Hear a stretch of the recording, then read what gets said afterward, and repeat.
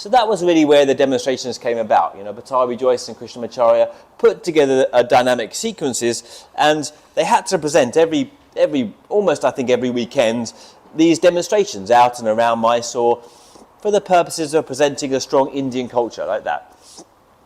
But there was never any kind of reference point really before that to the sequences. And, it's likely that Krishnamacharya had a hand in them, but he certainly didn't teach the sequences later. If you think about how, let's take that narrative further again. If we go back and think, Krishnamacharya, taught Vinyasa, and it's, you have to know the right Vinyasa because there's something kind of very special about the number of Vinyasas in a posture and and doing the sequence in exactly the right way. Well, if that was the case, that guy would have carried on, Krishnamacharya that is, teaching that same thing when he left. But of course he didn't. When he left teaching the boys, when he went to Chennai and started teaching adults, he taught very differently. He taught individually, again, more remedially, more therapeutically, in the way he'd always taught.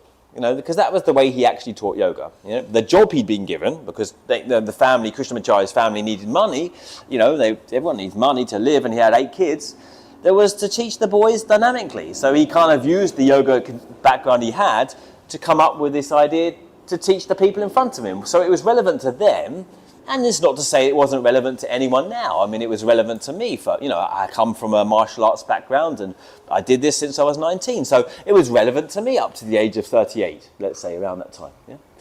Body shifts, body changes. For many bodies, it's never relevant for, if you haven't got the background, and, so you have to amend it to the person in front of you. I suppose that's, you're starting to get the idea now. That's the bottom line, and to say that there's a precedent that, that it comes from the Yoga Karunta, and it was always this number of vinyasas and always this exact sequence, as if you do it like a spell. It's like, if you do the spell exactly right and you put all the snake's tails and the witch's hats in at the right time, at the right place, then something will happen, But it doesn't work like that, It's like, it's a method, it's an inner method, and it's just coat hangers. All the postures are just coat hangers to put this inner technique on, really. That's all it is, And the whole thing has to flow and inspire you, in the first place, because if it's just hurting and, you cannot have a chance in hell to do anything for yourself, So, just bear that in mind. The whole Vinyasa thing, let's look at that. Well, the Vinyasa and the Vinyasa count, you've heard of that, right? I'd said a bit of that this morning, Ekam inhale, Dve exhale, and the way that the teachers often cling to that now and say, if you don't know the Vinyasas, then you're not doing it traditionally, and, there's nothing special about the Vinyasas. The only point, I often say they're as useful in the breach as the observance. You understand what the phrase means? The only important thing is you know when you're breathing, yeah? And if you know when you're, if you're doing the Vinyasa count right, or if you're adding extra breaths, you're doing it wrong, as long as you kind of roughly know that you're breathing, then that's the main thing, It's not like you have to do it right. And some of the Vinyasas are ridiculous. Jump through, do Marichasana D in one breath. Sapta, inhale, Marichasana D, one breath.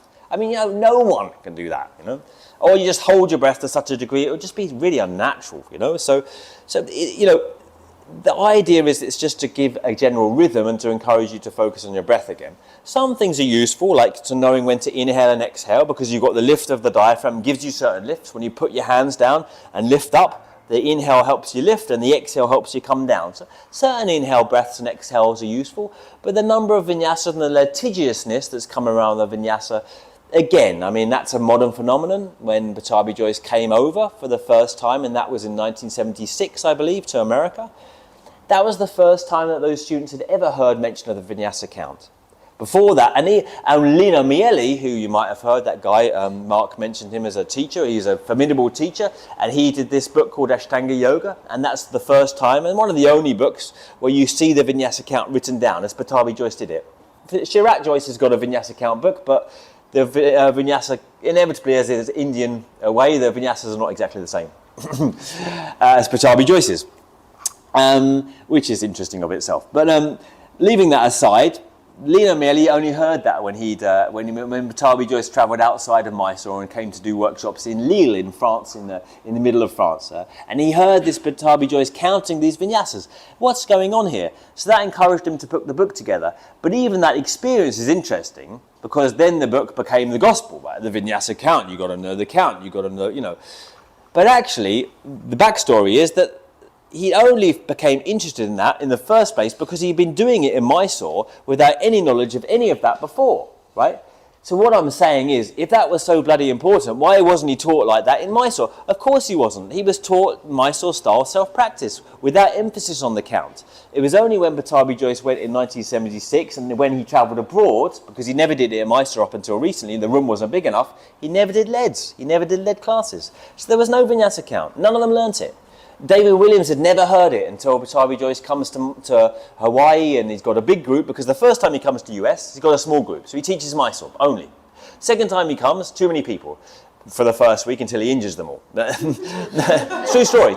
He has about 100, and then he has 20 left after the month. He has 20 people left because he's injured them all from adjusting them badly. Yeah. So, and that's true. And David Williams